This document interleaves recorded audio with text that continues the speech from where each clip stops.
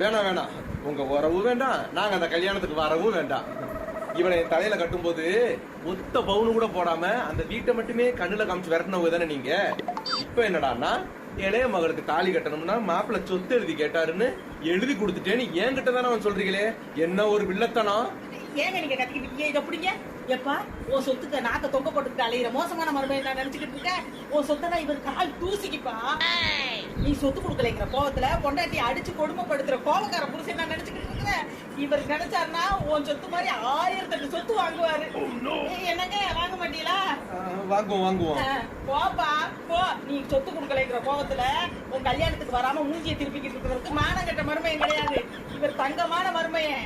அதெல்லாம் முன்னாடி வந்து நின்று கெட்ட நடத்தி வைப்பாரு. போ. எப்படி எங்க அப்பா நல்லா திட்டுனேன். நீ எங்கடி திட்டுன? எவ்வளவு சாமர்த்தியமா கல்யாணத்துக்கு வர்றோம்னு சொல்லி விட்டுட்ட.